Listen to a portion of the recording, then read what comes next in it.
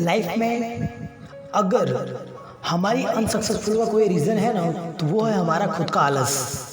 क्योंकि जब तक हम आलस करते रहेंगे तब तक हम अपनी लाइफ में कभी भी सक्सेसफुल नहीं हो सकते। क्योंकि आलस की वजह से हम बड़े से बड़े कार्य को छोड़ देते हैं या फिर करते नहीं हैं। ऐसा हमें लगता है कि इस कार्य को हम कल करेंगे क्योंकि आसान है, यह कार्य करने में बहुत आसानी होगी, मुझे चुटकियों में हो जाएगा, इसलिए मैं इस कार्य को कल करूँगा। और जब कल करने की बारी आती है तब उसको हम एक और दिन पे छोड़ देते हैं या फिर बाद में छोड़ देते हैं या सोचते हैं कभी और करेंगे।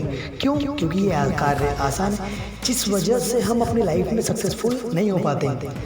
क्योंकि हमने सीख लिया है अपने कार्य को कल पर छोड़ना, या फिर हमने कई बार देखा है कि हम किसी भी अपने फ्रेंड, दोस्त, यार या किसी को कार्य देते हैं तो वो व्यक्ति उस कार्य को नहीं करता या फिर वो आलसपन दिखाता है। उस वजह से हमें काफ़ी गुस्सा आता है, क्रोध आता है, लेकिन हम कुछ कर नहीं पाते उसका। पता है क्यों? क्योंकि वो हमसे बड़ा है या फिर हमारा भाई है या फिर कोई भी हो, हमें उसकी वजह से प्रॉब्लम क्रिएट होती है और हमें उस प्रॉब्लम को देखनी पड़ती है।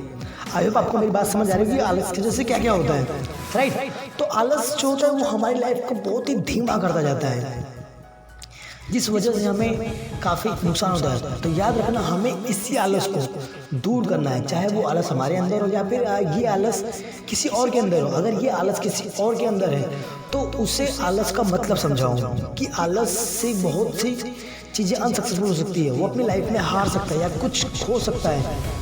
इस वजह से उसे समझाना चाहिए कि आलस से क्या क्या प्रॉब्लम हो सकती है। चलिए मैं आपको एक छोटी सी स्टोरी सुनाता हूँ, शायद आपको मेरी बात समझ में आ जाए।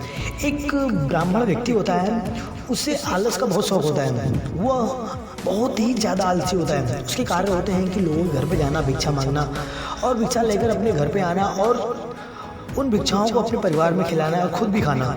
लेकिन वह ब्राह्मण इतना आलसी होता है कि वो अपने किसी भी कार्य को करता नहीं है। उसे ऐसा लगता है कि मैं बैठा रहूँगा तो लोग मुझे आकर भिक्षा देंगे, क्योंकि कुछ लोग आकर उसको भिक्षा दिया करते थे और उसे फ़ायदा हुआ करता था। लेकिन ऐसा हर बार नहीं होता था। तो जो उसकी वाइफ थी या जो उसकी पत्नी थी ब्राह्मण की, वो इस बात से काफ़ी परेशान रहा करती थी कि मेरे पति ऐसे हैं जो कभी कार्य नहीं करते, भिक्षा मांगने नहीं जाते, किसी भी कार्य करते नहीं हैं, सिर्फ उठेंगे, पूजा करेंगे, पाठ करेंगे और वापस सो जाएंगे। इस वजह से काफ़ी परेशान थी और उनका ये आलसपन उनकी पत्नी से कभी देखा नहीं गया। एक दिन उस ब्राह्मण के घर पे एक पंडित आए, एक महाराज आए। वो महाराज आए, वहाँ पर बैठे तो उसकी जो पत्नी थी और जो ब्राह्मण थे, दोनों ब्राह्मण और उनकी पत्नी दोनों ने उस महाराज की सेवा की, काफ़ी खिलाया पिलाया, खान पान किया, काफ़ी अच्छी सेवा की। फिर जो बाबा थे वो काफ़ी प्रसन्न हुए, जो महाराज आए हुए थे वो काफ़ी प्रसन्न हुए। उन्होंने कहा कि बेटा मांग, जो भिक्षा मांगनी है मांग, तेरे लिए सब कुछ दूंगा मैं। तो जो ब्राह्मण तो काफ़ी खुश हुआ, उसके मन में अलग विचार जागा। उसने सीधा कह दिया कि महाराज मुझे कुछ ऐसा वरदान दीजिए कि मुझे कोई काम करना ना पड़े, सब आसानी से और चुटकियों में हो जाए।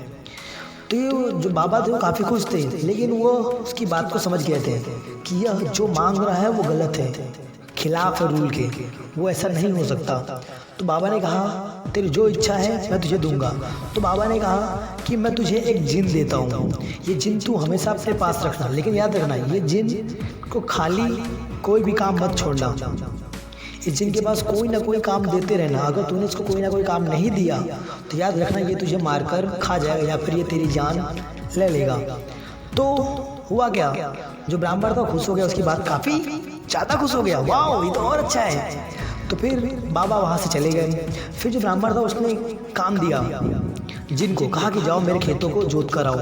तो जिन गया, चुटकियों में उस खेत को जोत दिया, फिर वापस आ गया, बोला कि आका दूसरा कोई काम दीजिए। फिर उसने कहा कि जाओ उस खेत में सिंचाई करके आओ। तो वो जो हमारा मतलब जो ब्राह्मण ने उसको बोला जिन को कि जाओ खेत में सिंचाई करके आओ। तो वो गया खेत में और तुरंत चुटकियों में सिंचाई करके वापस चला आया। फिर उसने कहा ब्राह्मण ने कि जाओ जो हमारे पशु जानवर हैं उनको खाना खिला कर आओ, चारा देकर आओ, उनका पेट भर कर आओ। तो जो जिन था वो वापस वहाँ गया और सभी गायों को, सभी पशुओं को चारा देकर वापस उसके पास आ गया। फिर हुआ क्या, जो पंडित था, ब्राह्मण था, उसने बोला कि वो सभी काम देते रहा और वो करता रहा, सभी काम उसने देता रहा और करता रहा। ऐसे करते करते शाम हो गई। फिर जो ब्राह्मण था उसके पास कोई भी कार्य नहीं बचा। जब उसके पास कोई भी कार्य नहीं बचा तो जो जिन था उसने कहा मुझे काम दीजिए वरना मैं आपको मारकर खा जाऊंगा। तो वो काफ़ी परेशान हो गया कि अब मैं अपनी जान कैसे बचाऊं। ये सब पूरी क्रियाकलाप सामने बैठी ब्राह्मण की पत्नी देख रही थी। उसकी पत्नी ने कहा कि अगर आप आलस छोड़ दो तो मैं आपको इस जिन से छुटकारा दिला सकती हूँ। तो जो पंडित था उसने उसकी बात को थोड़ा सोचा कि यार एक बार आलस छोड़ दूंगा तो काम ही करना पड़ेगा ना, कम से कम जान तो बची रहेगी। तो उसने उसकी बात को सुनकर हाँ बोल दिया, उसकी बात मान ली। कहा कि अगर तुम इस चीज़ से मेरा छुटकारा दिला दो तो मैं अपनी लाइफ में कभी भी आलस नहीं करूँगा। तो उसकी पत्नी ने कहा उस जिन से, जिन एक काम करो, हमारे गांव में जितने भी कुत्ते हैं सब कुत्ते की पूंछ सीधी करके आओ। तो जो जिन था वह पूरे गांव में गया और सब कुत्तों की पूंछ सीधी करने लगा, लेकिन वह किसी भी कुत्ते की पूंछ सीधी नहीं कर पाया और वो उस कार्य में लगातार लगा हुआ था। और जो ब्राह्मण था वो अपनी बात को समझ गया था कि हाँ मैं गलत कर रहा हूँ और मुझे कार्य करना चाहिए। तो वह ब्राह्मण अपने कार्यों में लग गया और उसने आलस छोड़ दी।